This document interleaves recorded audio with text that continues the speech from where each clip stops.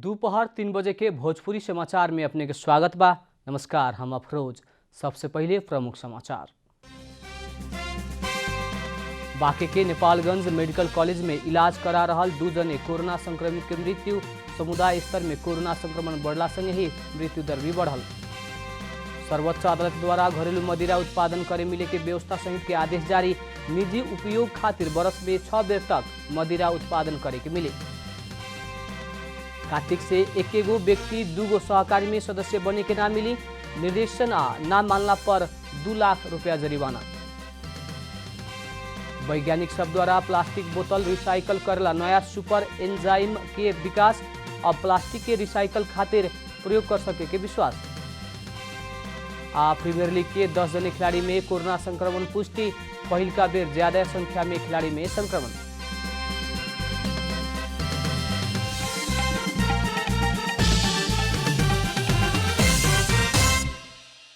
अब पूरा समाचार।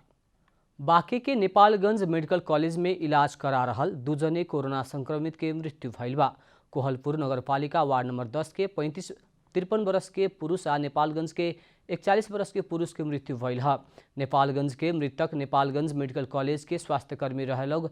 स्वास्थ्य कार्यालय बांके के कोरोना फोकल पर्सन नरेश बाबू श्रेष्ठ 1 जने संक्रमित के इलाज खातिर के क्रम में काल्हु राति या दोसर 1 जने के आज सवेरे 4 बजे मृत्यु के पुष्टि कैनी है।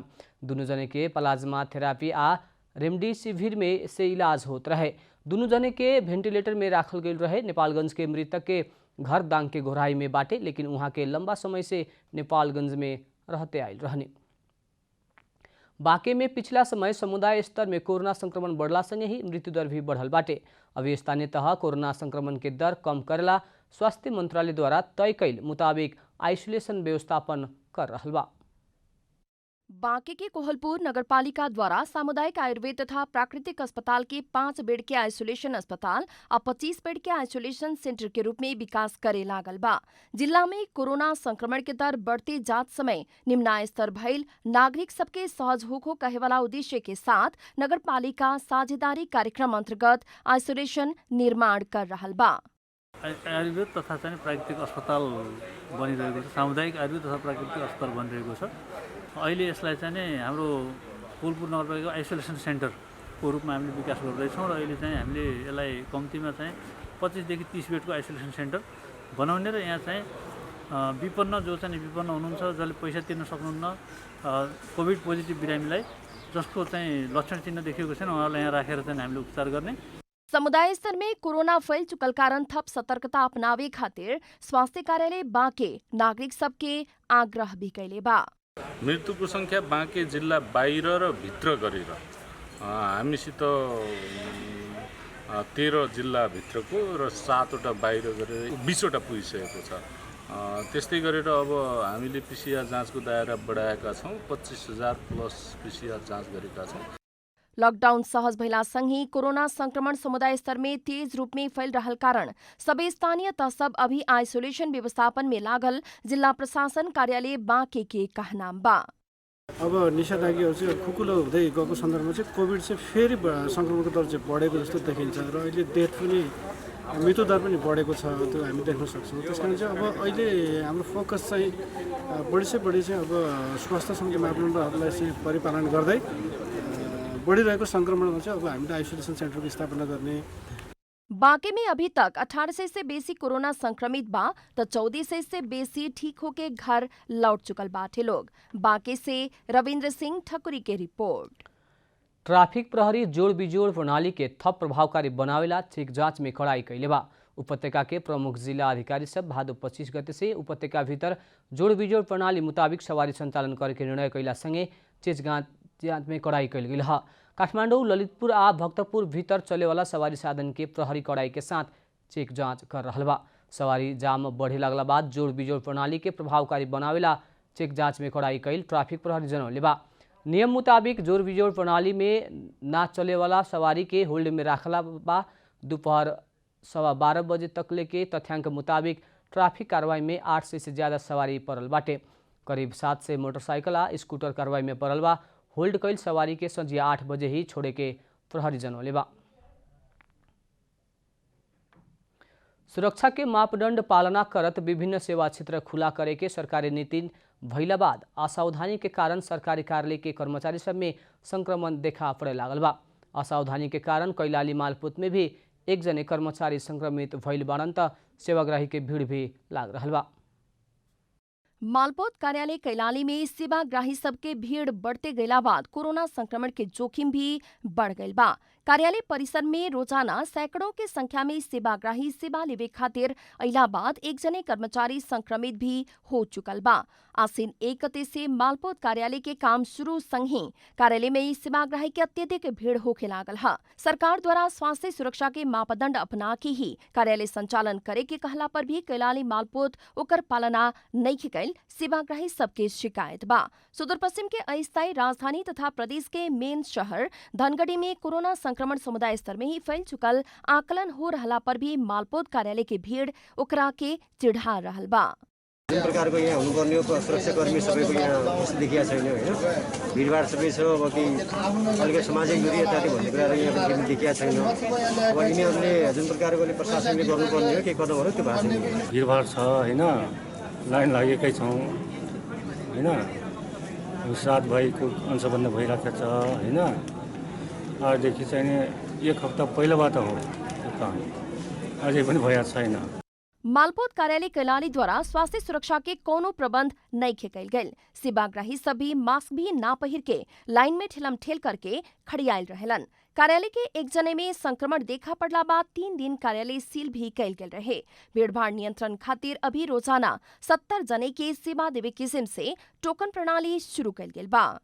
हाम्रो अस्ति बुधबार, बिहीबार, शुक्रबार 3 दिन हामीले कार्यालय सिल गरेका थियौँ र अहिले यो भिडलाई घटाउनको लागि आजदेखि टोकन सबै सेवा सुचारू राखेर सबै पालिका वडाहरूको सुचारू राखेर टोकन सिस्टम गऱ्यौँ र एक दिनमा हामीले 70 जनासम्मलाई सेवा दिने गरी टोकन वितरण भइरहेको छ। अभी मालपोत कार्यालय में जग्गा किनबेच, रोक्का, फुकुआ जैसन काम खातिर सेवाग्राही आवेलन। आम नागरिक में कोरोना के डर से भी काम के चिंता बेसी देखल जा रहल बा। भोजपुरी समाचार में अब छोट विश्राम।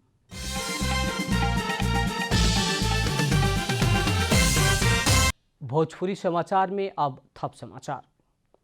सर्वोच्च अदालत घरेलू मदिरा उत्पादन करे मिले के व्यवस्था सहित के आदेश कैले बाटे।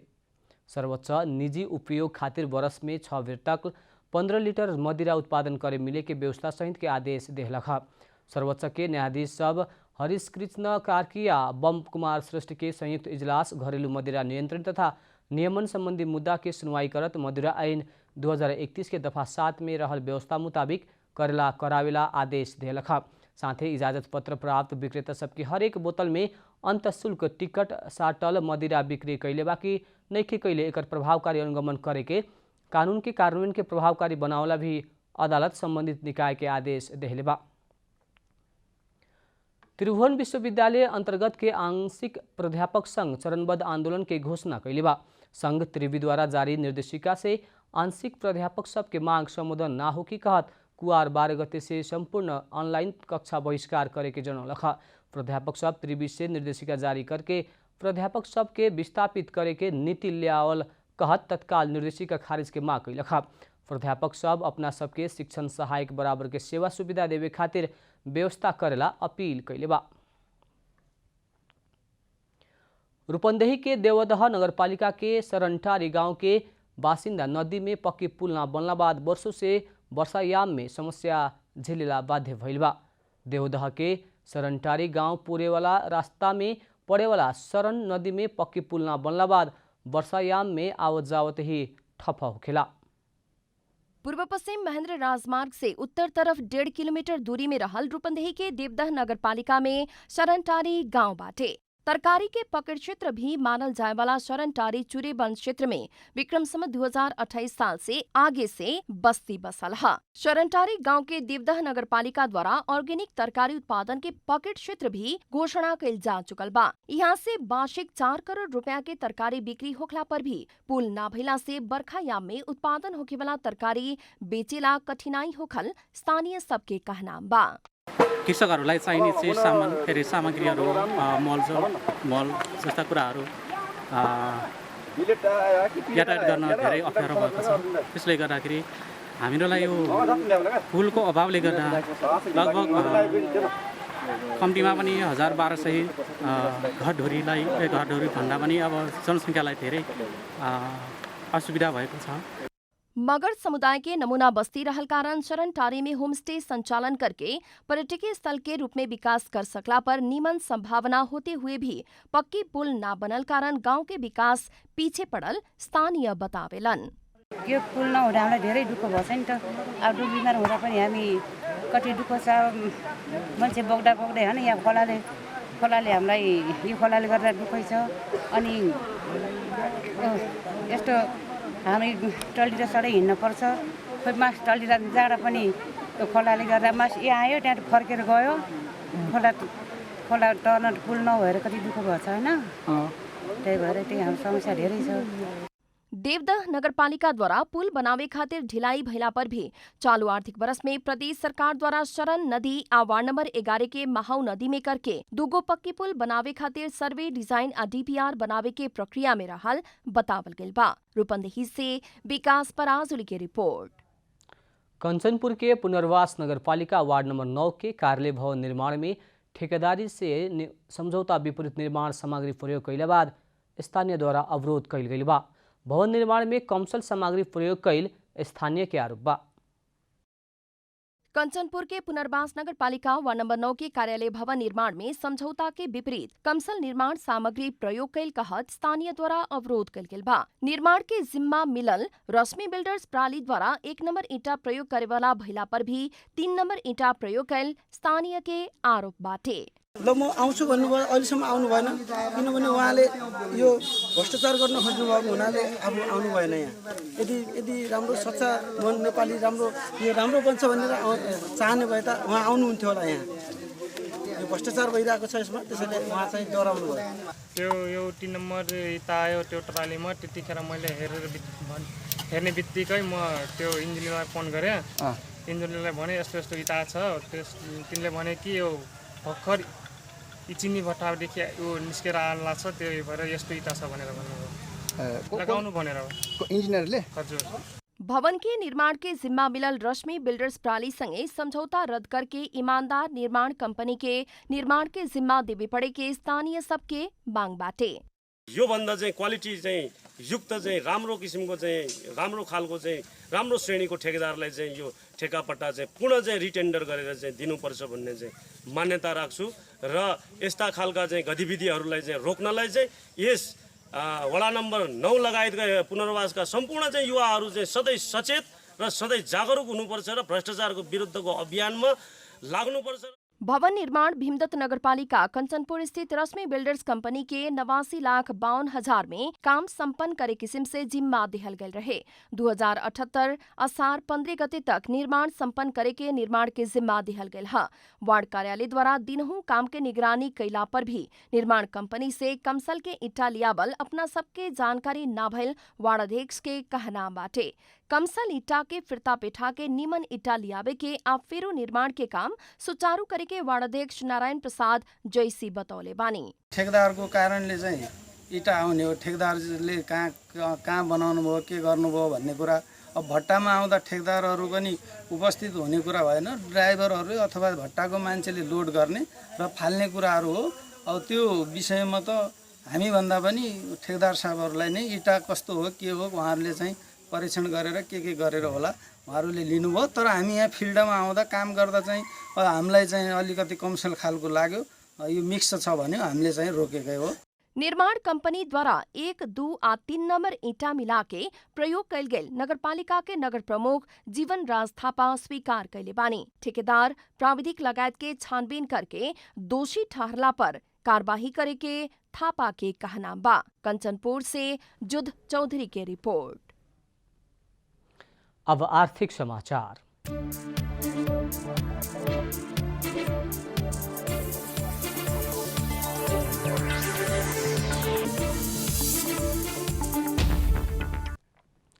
कार्तिक 1 गते से एक किसिम के दूगो सहकारी में सदस्य बने के नाम मिले। सहकारी विभाग सहकारी ऐन 2074 में भइल व्यवस्था मुताबिक कार्तिक 1 गते से दोहरा सदस्यता अंत करे के भइल हुए। सहकारी ऐन 2074 के दफा 32 के उपदफा 1 क में कौनो भी व्यक्ति एक स्थानीय तह के एके प्रकृति के एक से ज़्यादा संस्था के सदस्य बने ना मिले के व्यवस्था बाटे। उ ऐन प्रारंभ होखे से पहले एक से ज़्यादा संस्था के सदस्य रहला पर 3 वर्ष भीतर एकेगो संस्था के ही सदस्यता कायम करे पड़े के व्यवस्था बाटे। सहकारी विभाग के रजिस्ट्रार डाक्टर टोकराज पांडे अब एकेगो ही सहकारी संस्था के सदस्यता कायम राखे के अन्य संस्था के सदस्यता अंत करेला सूचना जारी कैल जानकारी देहने। सहकारी के निर्देशन अटेर कैला पर सजाए करे के विभाग के कहनाम बा। ई अंतर्गत 2 लाख रुपया तक जरिवाना होखे के व्यवस्था बा। शहरी क्षेत्र के अधिकांश व्यक्ति सब एकेगो प्रकृति के बहुते सहकारी में सदस्य बाटे। अभी सहकारी के सदस्य की संख्या 65 लाख से ज्यादा भइल विभाग जानकारी देहले बा। भोजपुरी समाचार में अब छोट विश्राम।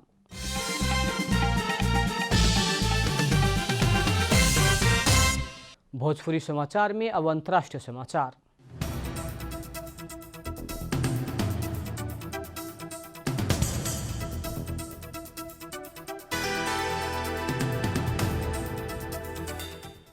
वैज्ञानिक सब प्लास्टिक बोतल तीव्र गति में खा सके वाला नया सुपर एंजाइम के विकास कैले बा। इससे पहले जापान के वैज्ञानिक सब बैक्टीरिया के प्रयोग करके प्लास्टिक बोतल खाए वाला सुपर एंजाइम के विकास कैले रहे। अभी विकास कैल गई सुपर एंजाइम में से विगत के सुपर एंजाइम से भी 6 गुना जल्दी प्लास्टिक बोतल खा सकी। अब के 1 या 2 वर्ष भीतर वो सुपर एंजाइम के प्लास्टिक के रिसाइकल खातिर प्रयोग कर सके के वैज्ञानिक सब बतौले बा। बैक्टीरिया से विकास कैल गई सुपर एंजाइम में प्राकृतिक रूप में ही प्लास्टिक खाए के क्षमता विकास होके के आ ओहो में प्लास्टिक बोतल रिसाइकल करे के क्षमता होके के वैज्ञानिक दावी कैले बा। कटन के टुकड़ा करे वाला एंजाइम के समायोजन कर सकेला पर मिश्रित कपड़ा रहल कपड़ा सब भी रिसाइकल कर सके के वैज्ञानिक विश्वास कैले बा। अब खेलकूद समाचार। खेलकूद समाचार के साथ में Manaslu World College, Tabahil Tuche Party, a home for future leaders.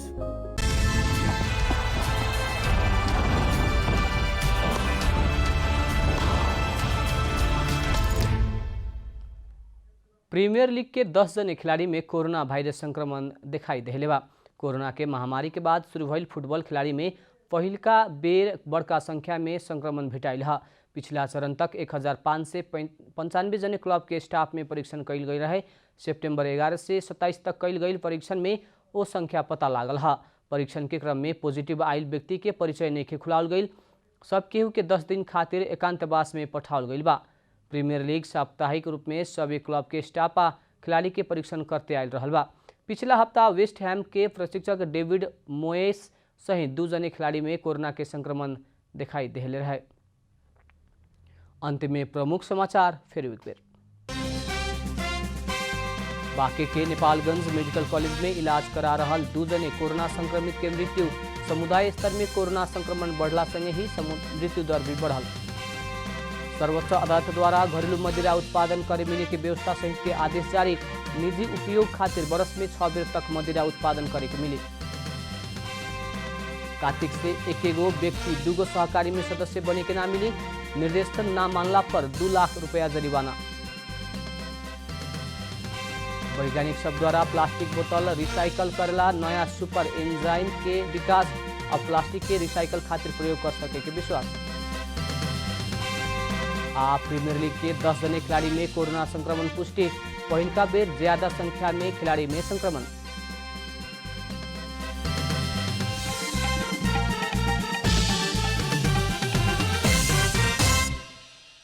Bhojpuri समाचार अभी खातिर इतना ही। जनता द्वारा जनता खातिर प्रसारित जनता टेलीविजन के कार्यक्रम सब यूट्यूब, ट्विटर, फेसबुक आ हमनी के वेबसाइट जनतासमाचार.com में भी पढ़ा देख सकत बानी। सूचना में अपने के सहभागिता, समय में समाचार हमनी के प्रतिबद्धता। प्रणाम।